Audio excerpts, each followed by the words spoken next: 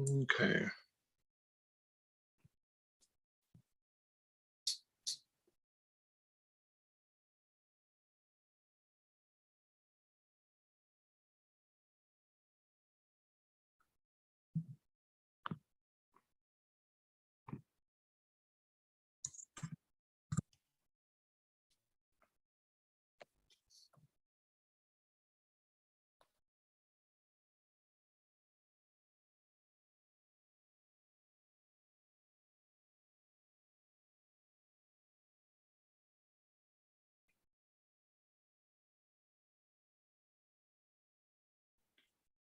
All right, gentlemen. Let's see.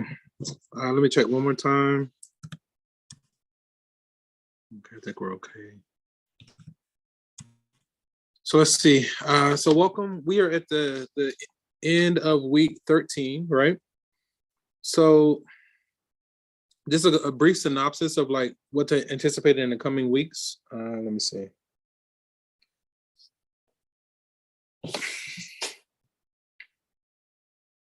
Yeah. Sorry.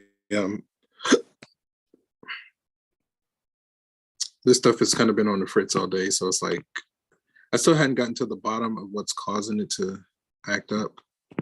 I just have to kind of keep reloading stuff until it behaves.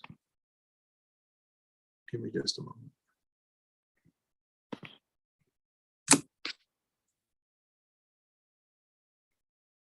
And so I've resorted to basically monitoring my live so I can get a sense of what's getting through and what's not getting through. Looks like my screen is not getting through.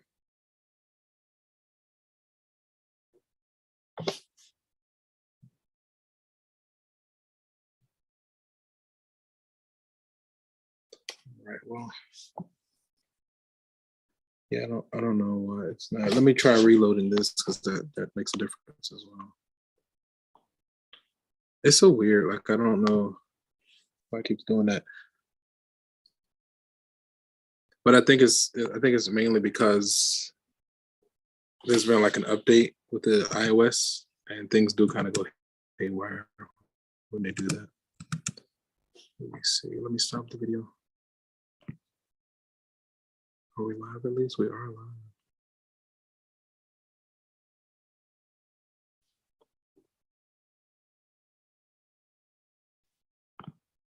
Well, I'll just go with it. Like if you feel like it's not, the screen isn't showing, because I'm not even seeing it on this end. But I'll give it a chance to load or whatever. Let me see. As far as announcements, so this week we're working on section 3.1, exponential functions. Next week will be the last of the new material. We're going to be working on section 6.4, further topics in algebra. It's mostly solving a system of equations. And then the week after that is the Thanksgiving week. So we'll meet on that Monday, and more than likely we will not meet on that Wednesday. And then the week after Thanksgiving is the last week of class. So we meet on the Monday and Wednesday. I think Wednesday is like November 30th. So last day of class. So then on Thursday and Friday, we don't normally meet on Thursday and Friday anyway, but that should be the reading period. So you shouldn't be meeting in any of your courses. That's like December 1st and 2nd. And then I think on December 4th, which is a Sunday before the week of finals, I made your final available at 11 a.m. like the others. So with the final, you can anticipate it being cumulative, a little bit of everything from the beginning to the end.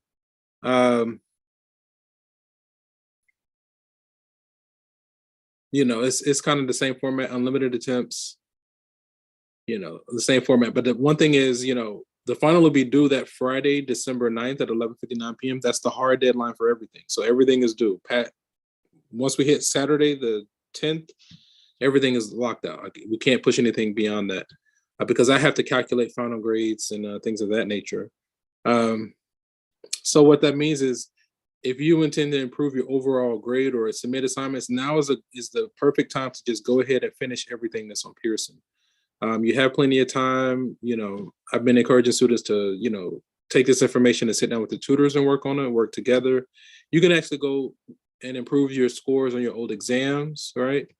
With only a 10% late penalty. So you can actually earn all the way up until the 90%, all the way up until the very end on these old assignments. If you're going back and redoing old assignments to improve your overall grade, my recommendation is to prioritize your exams, as they count for nearly 80% of your overall grade. The last thing you want to prioritize is the homework, because the homework is a lot of work for a little bit of points. All right. So I don't want you guys stressing and worrying too much about the homework. Just do the best you can with it. But to maximize your score, you definitely want to try to maximize your exam scores. That's where the bulk of your grade comes from. Also, you want to be sure that you're following the instructions of Dr. Lamar for your lab component. What was the other thing? Oh, and yeah, so if you go ahead and complete all your stuff on Pearson, then the only thing you're going to be waiting on, if you've already gotten your Pearson in order and all those assignments in order, then the only thing that you're really responsible for, that you just want to make sure to do, there's two things. One, just be sure to get your daily attendance, all right? So, because you don't want that becoming an issue at any point in time. And then two, the last thing will be the final exam, right?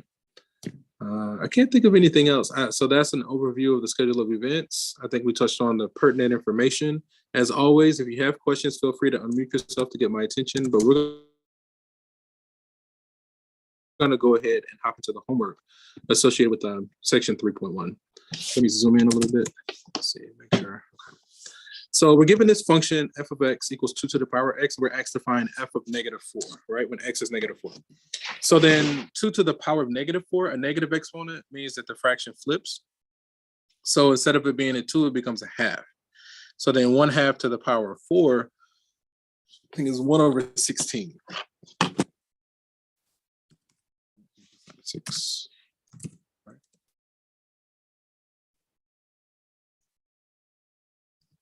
Let's change the color. That's a little bit cleaner though. Look at this. It was low. So, okay. Let's go into the next one. So for this exponential function, evaluate f of 2.4. For something like this, you would just use your calculator. Let me check on you guys' Zoom really quickly.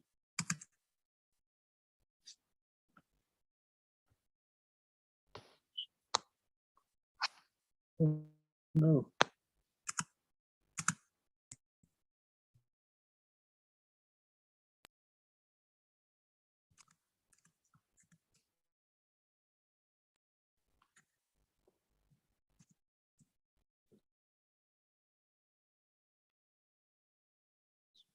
Okay. So we have, I think we already have a type, 4 to the power of 1 minus x. So then we want to, I typed it in before. So now we want to evaluate it when x is 2.4. So we're going to put 2.4, go into it. Okay. So we got, it says round to 3 decimal places. We got 0.143. Now after the 3 is a 5. The 5 tells us we need to round up. So then we should put 0.144. So I'm going to put 0.144.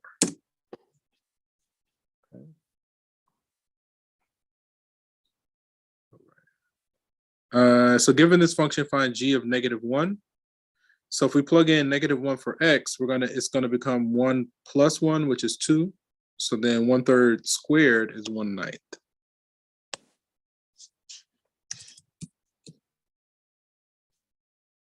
Okay. Find an expression of this form that contains the 2 points below. So this is modeling an equation based on the given data. We're given 2 pieces of data, so we want to fit this data to the model. Okay, so let's get a screenshot. And come on. Ugh. There it is. That's fine.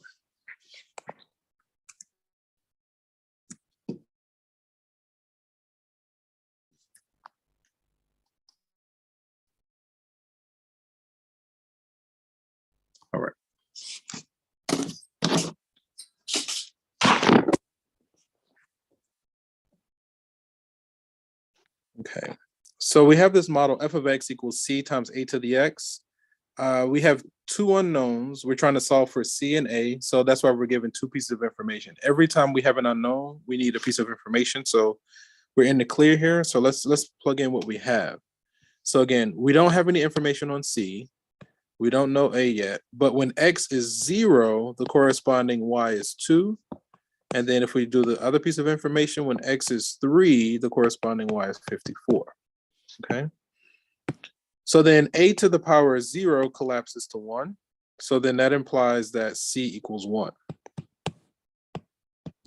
Right? Okay. So then if c is 1, we can plug that into the second piece, the second equation. And so then that gives us a to the power of 3 equals 54. What is that? Is that 4? Oh, sorry. I don't know why I thought it was a 1. That's a 2, right? C equals 2. C equals 2. So then there's a 2 here. Right? That's better. So then if we divide both sides by 2, 25, 20, 27. There we go. Take the cube roots on both sides. So then a equals 3. Okay. So we found this c.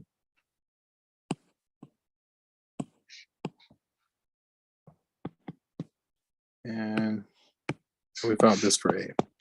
So then we can take this and plug it into our model. F of x equals 2 times 3 to the power of x. And then it is a good idea to confirm that the given order pairs work in this model. But I'm just going to submit it to Pearson. Okay, that's fine. So we got 2 times 3 to the power of x. Right here. 2 times 3 to the power of x. I'm just going to go with it. Notice that when x is 0, the output is 2. When x is 3, 27 times 2. Okay, it's 54. Okay. Keep going. All right, graph. I'm just going to do this one. This exponential. It's going to go with A. Okay. All right. So this one we have f of x equals 2.5 to the power of negative x. All right. It's suggesting to make a table. Let me zoom out so it looks a little bit better.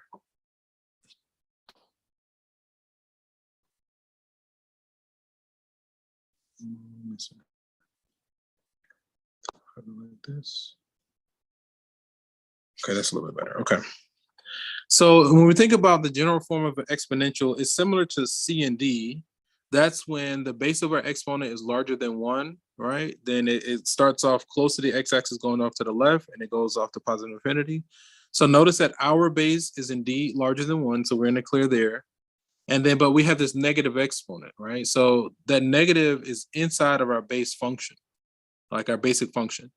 So if we think in terms of transformations, if we multiply the inside of our basic function by a negative, that causes a horizontal change. That causes it to flip horizontally over the y-axis. So instead of exponential growth, it should be exponential decay. So it should be either A or B. And then we just need to make a distinction as to whether it's A or B. So then we can test our 3 key points, namely when x is -1, when x is 0, and when x is 1. And then that'll help us to decide between A or B. So when x is -1, we should be at 2.5. And I think the A looks like it's too steep. It looks like when x is -1, it's passing through y equals 5. So I'm going to go with B.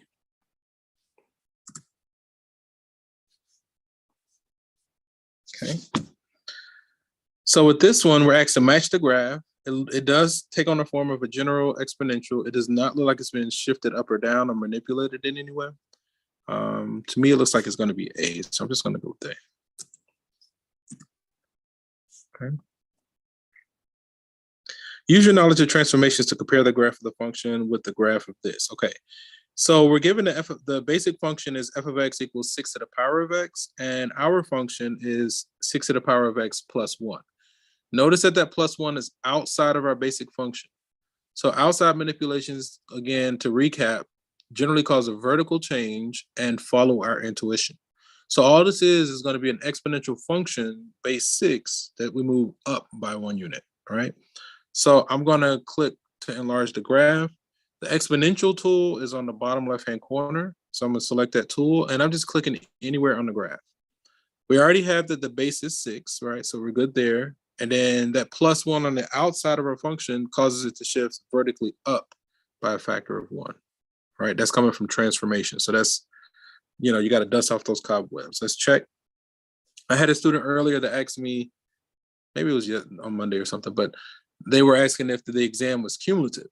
And, by default, generally speaking, math exams are cumulative by default because we can ask anything that we discuss later on in the semester, and it's based on, things that we've been talking about all semester long, like how these couple of examples have been incorporating transformations, right? So that brings the whole discussion on transformations into applying it to exponentials, right? So even if I only ask questions from things towards the end, it's inherent that it still has those concepts from before.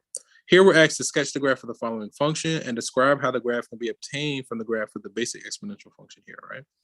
So we're still graphing an exponential, but I see 1, 2, 3 transformations, right? So I'm going to click to enlarge the graph. Now, the recommendation is whenever we're doing multiple transformations in one go, the recommendation is you want to work your way from the inside to the out. So you want to start with the innermost transformation and then work your way to the outside. So the base function is exponential, which is the bottom left-hand tool here. So I'm gonna click on that tool and I'm just clicking anywhere on the graph. So now the innermost transformation is that -1, right? Subtracting 1 on the inside should cause a horizontal change. It should be the reverse of our intuition. Minus the negative x goes to the left, but we want the 0 in this context. So the 0 would be a +1. So we actually go to the right. Remember, inside manipulations tend to go the reverse of our intuition. So I'm going to switch this over to a 1. We should go to the right by 1. Then next we multiply the outside by a number larger than 1. So that should cause a vertical stretch by a factor of 3. And then we go up by 1. So that's going to cause a vertical shift up by 1. Okay. The base is 2. So I'm going to hit save. And let's check. Okay. So describe how the graph can be obtained. We shift the graph of y equals 2 to the power x. It says to go to the right 1, stretch it vertically, and then go up 1. I think that's correct. Shift left 1, no. Shift right 1, stretch it vertically, and shift. We didn't go down either, right? So we're going to go with this one. We went with that. Let me check on you guys in our Zoom.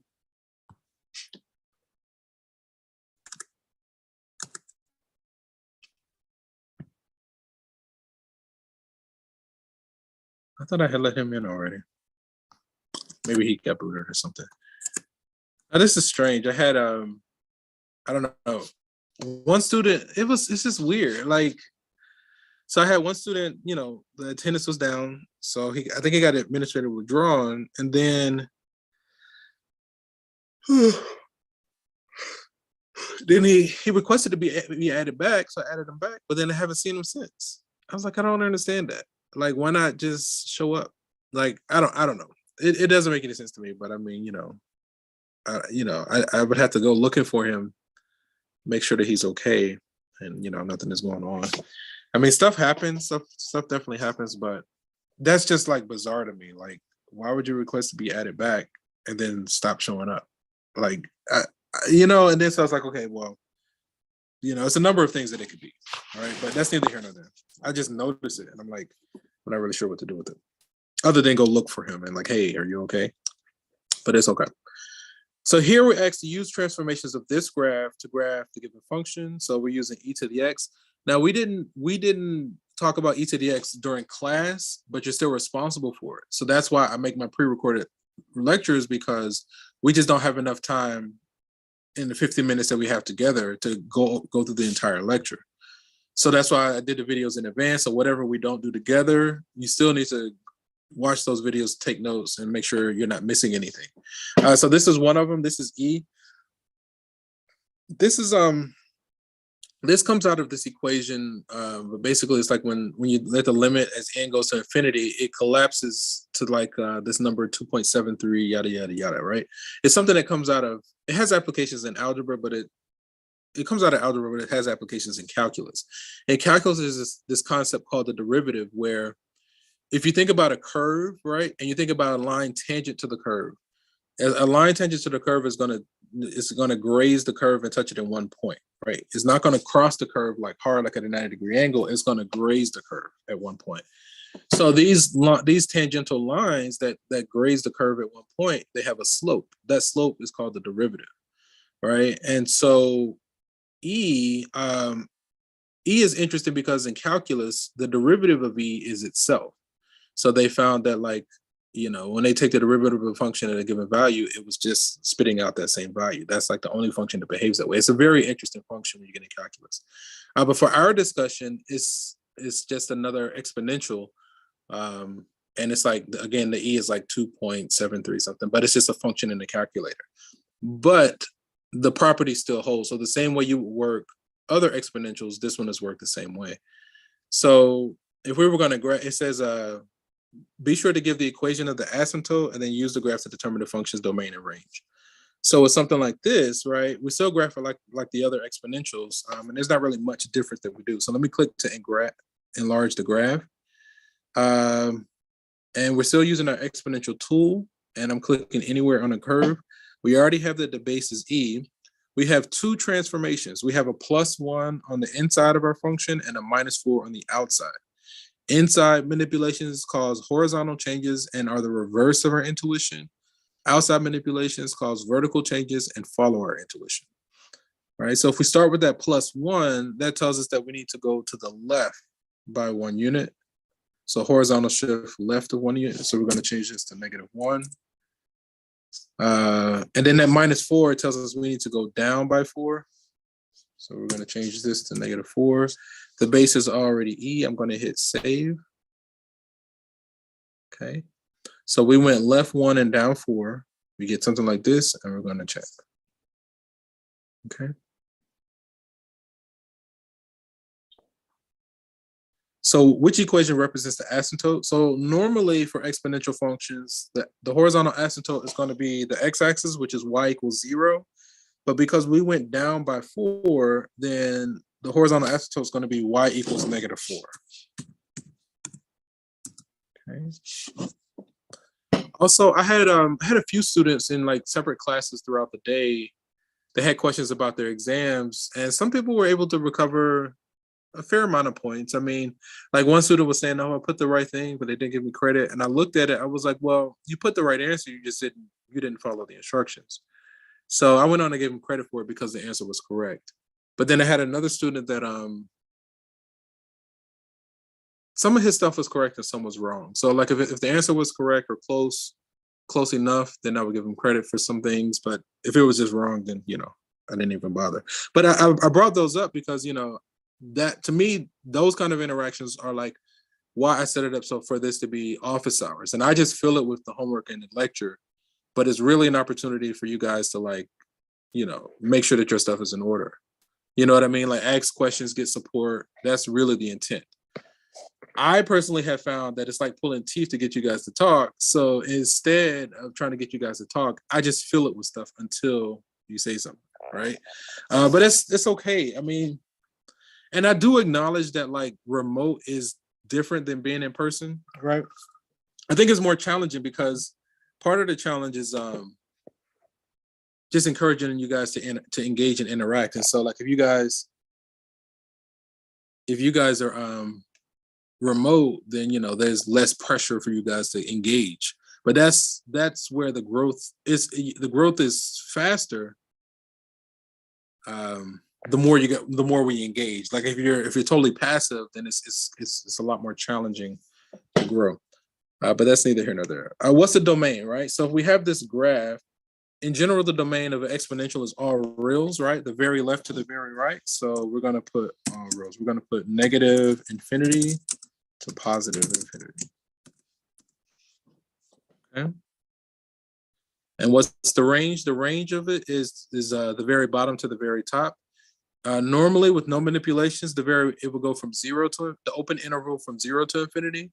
But because we moved it down by 4, now the range is gonna be the open interval from, if we can get this to work, come on. Open interval from -4 to infinity. Again, if anything is not clear, feel free to unmute yourself to get my attention. It's best to unmute yourself. That's the best way. I do check the chat periodically, but the best is just to unmute yourself. Okay, let's keep it moving. Let's see. Write an equation of the graph in its final position. So the basic function is y equals 4 to the power of x. It says that we go 6 units left, so that's a +6 on the inside, and then 5 units up. So +6 on the inside, it's either A or D. So it has to be D, right? Left 6 and up by 5 is D. Oh, did it freeze? No, it's still going. Okay. Yeah, I guess it does. It seems like it's working for me to be able to just monitor my live, so I know that, it matches what I see there is what you guys can see. Let's see. Using the formula for simple interest and the given values, find the interest. Okay. So this using the simple interest formula is I equals PRT. So basically, it's just going to be the P times the R times the T. R has to be in the decimal. So 12% as a decimal is 0.12. And the time has to be in years. So 3 months converted to a year, we would divide by 12 months is 1/4. Okay, so I'm going to do this. Hey Siri, what's 2050 times 0.12 times 3 divided by 12? 2050 times 0.12 times 3 divided by 12 is 61.5. It says 61.5. Okay, let's go with it. 61.5. We'll go like this, I guess. It doesn't matter. All right. Okay, let's go on to the next one. So 16,000 is deposited in a bank account paying 7% compounded quarterly. What amount would be in the account after 6 years? How much interest, right? So this sounds like compound interest, okay? So compound interest, I'm going to kind of just type the formula here. It's going to be what? P times, let's do parentheses. No. Back up. Let's see, 1 plus R over N to the power of N times T, right? That's just me typing out the formula. So then what I'm going to do is come back and plug in the different components. So for instance, it says we're starting with 16,000. All right, so I'm gonna put 16,000. The rate is 7%. That has to be as a decimal. So 7% as a decimal is 0.07. Let me put a 0 here so I can see it better. It says compounded quarterly. So that means our N is 4. So that means we're applying the interest 4 times in a year. So this is also 4 here. And then if it's 3 months, it's going to be 3 divided by 12. You can do, quarter or 0.25. Or let's just leave it as a quarter. Let's just do 0.25, right? 0.25. So you already know the exponent is a 1, okay? So then we just need to basically find that number.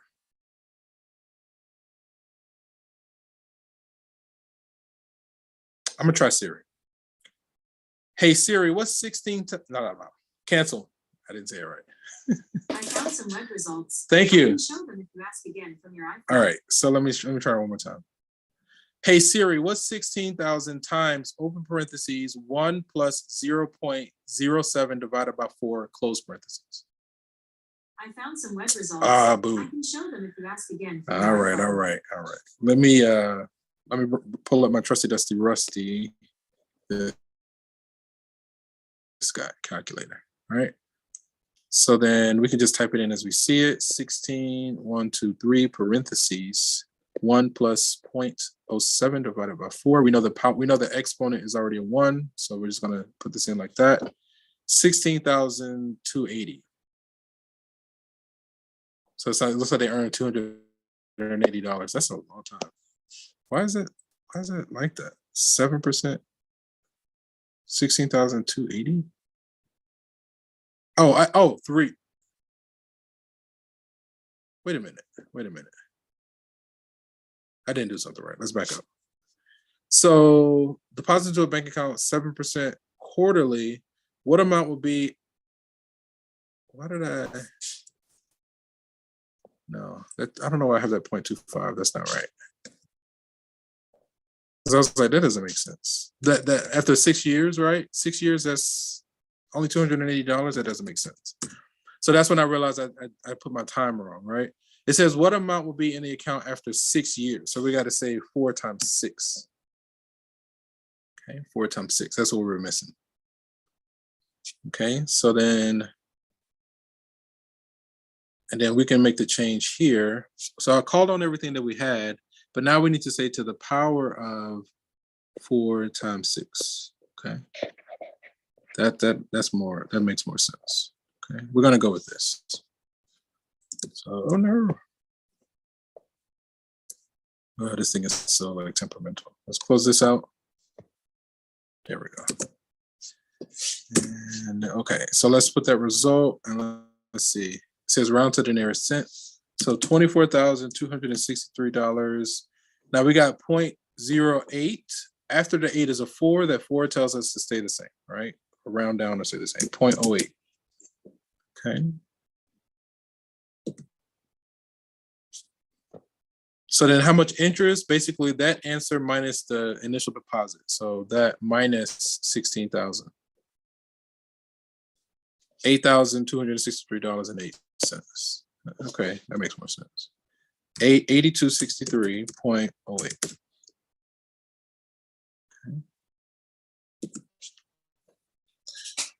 All right, this is pretty good. I think we haven't made it this far. I haven't made it this far with any of my students, with any of my courses from earlier today. So this is good. Find the amount that will result. Find the amount that results from the given investment. $70 invested at 10% compounded continuously after a period of 4 years, right? So this is continuous compound interest, right? Now, I think we had to stop before we got to this, but again, this is in my pre-recorded lecture, so it's available.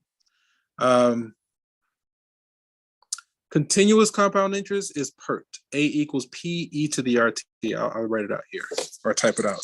A equals P e to the power of RT, right?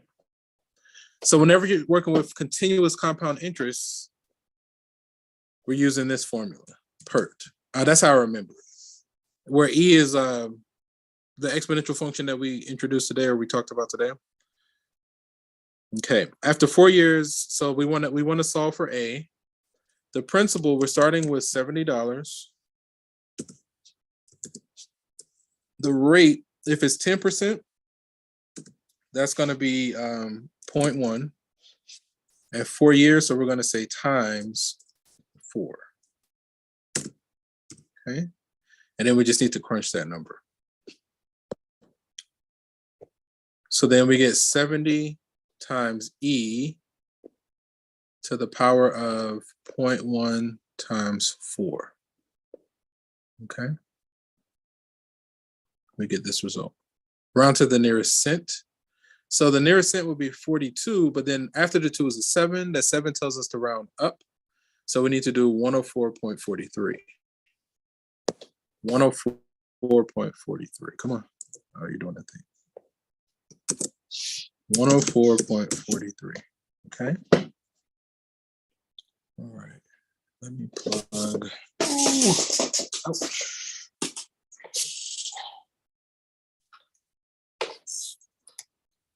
All right, that looks good. Let me check on you guys in Zoom. That is looking good. Yeah, if you're able to reach your brother or your classmate, just check on him, make sure he's okay. So the professor was looking for him. Find the principal P that would generate the future value of this at 8%. Okay, so I'm gonna do it here, right? Compounded annually. So it still sounds like compound interest. So A equals P times 1 plus R over N to the power of NT. Okay. Now we're given that A is we want the future amount to be 10,000. 1, 2, 3. We're solving for P. the rate is 8%, so that's going to be 0.08. Compounded annually, so we're applying the interest once every year for 10 years. So that means this exponent is 1 times 10 or just 10, okay? So notice that we have P times some number, right? If once we crunch all those numbers on with the 1 plus 0.08, to the power of 10, that's just going to be a number. We're going to have some number times P. So then ultimately our answer is going to be 10,000 divided by whatever that number is, right? We divide both sides by that number and we'll get P, okay?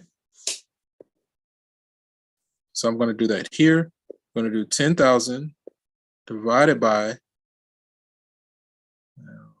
we have this 1 plus 0.08 to the power of 10. Okay, that should be okay. Principal. So if we start, it's saying if we start with $4,631.93, round to 2 decimal places as needed. Nope, I wasn't trying to do that. Thank you. Okay, I'm going to go with this result. Let me clear this out. Okay, hopefully this is making sense. Because it don't make dollars if it don't make sense, right? 4631. I totally did not type 4631. 4631.93. Okay. All right, let me see the time. We got time for 1 or 2 more. We got through just about all of it. Find a principal that would generate this future value compounded daily for 9 years, okay? So we're still doing compound interest. I'm gonna use my formula again. A equals P times 1 plus R over N to the power of NT, okay? We're solving for P. The future amount is gonna be what, 14,000. So 14, 1, 2, 3. 8% is our rate, so that's 0.08. 0.08 and heartbreaks. Compounded daily, so we're applying the interest every day. So this needs to be 365. Here it needs to be 365 as well. For 9 years, so we're going to say times 9. Okay, so this is a repeat of the previous, just with different numbers. So then we're going to say 14,000 divided by that number. All right. So I'm gonna just do it in one go. I'm gonna say 14, 1, 2, 3 divided by 1 plus 0.08. That's not an 08. 0.08 divided by 365 to the power of 365 times 9. Okay. So then P 6,068.15 and 7 cents. That 9 tells us we got to round up. 68.15 7. 68.15 7. 68.15 7. Okay. This is it. We'll do one more. All right, sketch the graph of the function and check the graph with the graphic calculator. Before doing so, describe how the graph of the function can be obtained from the graph of the basic. So the basic is e to the x. Shift the graph of e to the x. Let me think about it.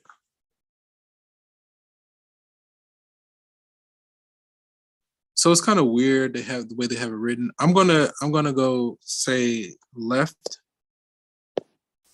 5 units. This might be wrong. It's just because the negative on the inside gets a little bit trippy.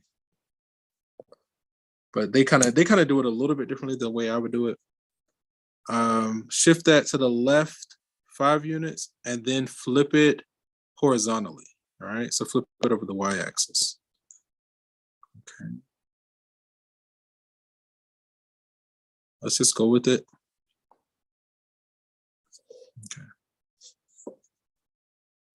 Okay.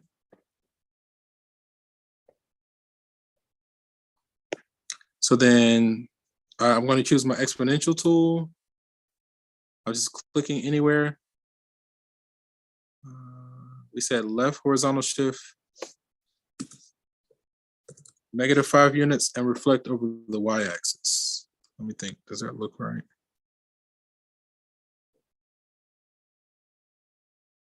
Okay, so if we get something like this, let's test a few points. So for instance, it looks like when x is 5, y should be 1. And that checks out, right? So when x is 4, it should be at e, which is like 2 point something, almost 3. And that one checks out as well. Okay, so I'm going to go with this. I think this is correct. I just chose several values of x and confirmed that they matched our graph. And then we're gonna go with it. All right, I think that's enough. Did you guys have any questions? So let me go ahead and make a copy of what you saw me writing available for you all. I think we've discussed the pertinent information. So when this bar finishes loading, you'll get a copy of anything that you saw me writing. And if there aren't any burning questions, we're going to go ahead and end the session here. And from one beautiful mind to another, enjoy the rest of your day, guys. Take care. Peace.